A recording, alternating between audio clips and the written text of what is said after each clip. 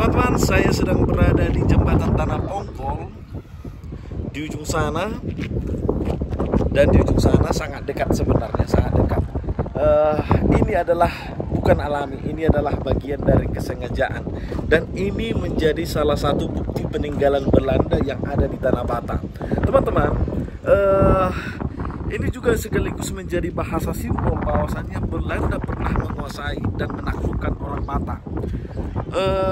Dulu katanya ini dipisahkan untuk meruntuhkan mitos dari orang Batak bahwasanya tanah ini tidak bisa berpisah. Itu yang pertama. Yang kedua adalah katanya juga untuk membatasi pergerakan dari relawan atau pengagum Sisingamangaraja, karena pada masa itu Tanah Batak adalah tanah merdeka dan tampaknya Belanda kesulitan untuk membendung Sisingamangaraja. Namanya ini dulu adalah bahasa-bahasa simbol Belanda.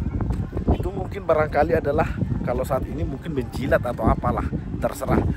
Namanya dulu adalah kanal atau terusan Wilhelmina, seorang ratu di Belanda.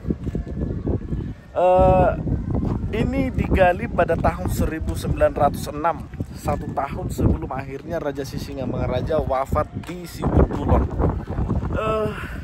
Tentu saja luasnya tidak seluas ini, dulunya tidak seluas ini. Ini adalah sesuatu yang diperbaiki kemudian pada tahun 2021, saya tidak tahu persis. Ini jembatan Tanah Pongkolnya. Memang ketika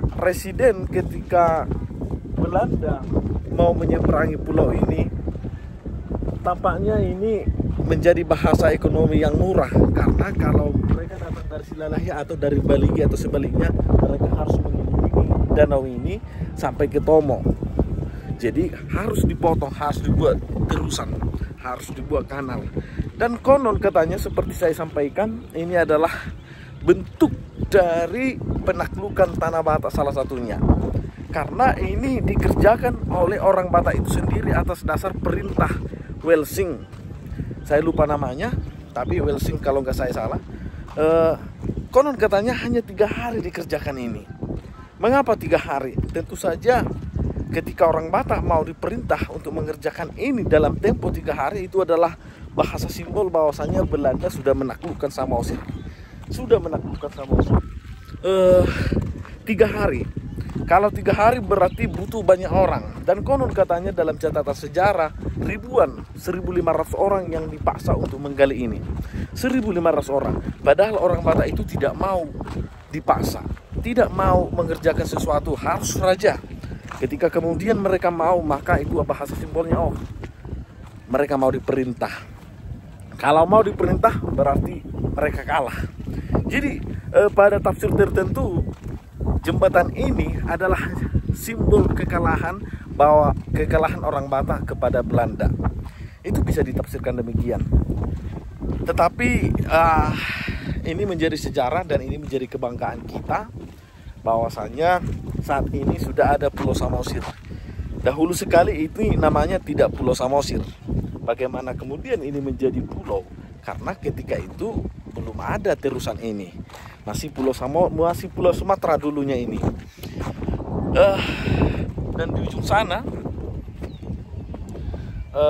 itu ada daerah sakral bagi orang Batak, terutama bagi marga Sekota, karena ada Nambor Naitang di sana, yang konon kalau sejarahnya kita ketahui dari cerita-cerita rakyat, dia adalah termasuk orang kuat.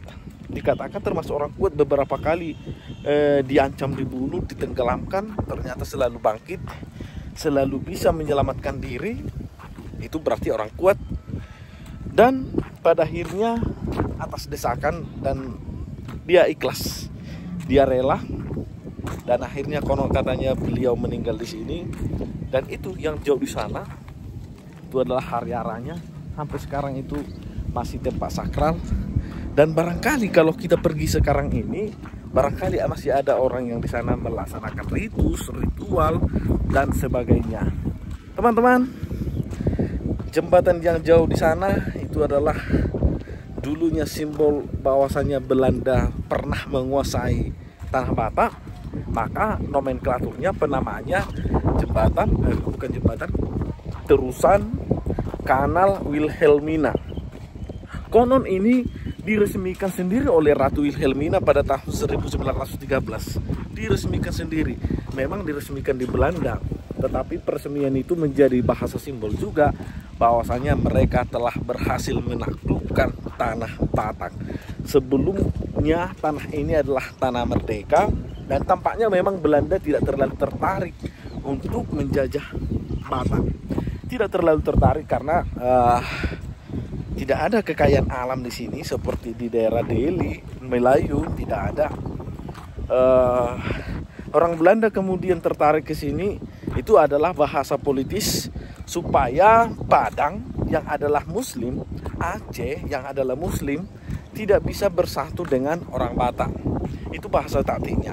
Maka dimintalah seorang penginjil dari Jerman, bukan dari Belanda, untuk melinakkan hati dari orang Batak. Maka itulah bahasa taktiknya. Kalau kita lihat sejarah, sebenarnya orang Belanda tidak terlalu tertarik dengan Tanah Batak ini. Maka setelah bertahun-tahun mereka di sini, mereka tidak menemukan danau ini. Ini kemudian ditemukan pada tahun 1800-an. Tidak menemukan danau ini. Mereka kemudian tertarik ke sini setelah ada perang Padre. Kira-kira begitu. Sudah semakin dekat. Itu adalah tempat sakral bagi Namboru Naitang. Kita lihat apakah ada orang yang melaksanakan ritual di sana, dan itu wajar karena orang Batak, tidak hanya orang Batak, semua kita seringkali itu adalah bagian dari iman. Iman tidak pernah salah, tidak pernah. Namanya keyakinan. Itu seperti ada orang masih yakin bumi ini datar. Kita sampaikan fakta kepada mereka, mereka tidak yakin bahwasanya bumi ini datar. Karena itulah keyakinan, tidak bisa disalahkan. Kira-kira begitu. Oke, terima kasih.